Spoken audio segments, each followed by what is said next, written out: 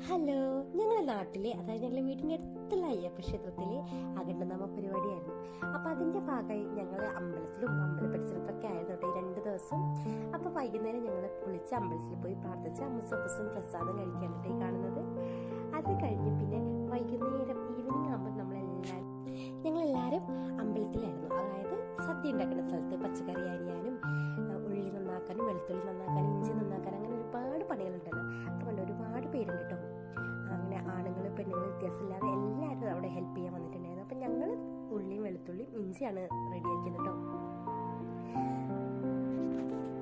പിറ്റേ ദിവസം രാവിലെ തന്നെ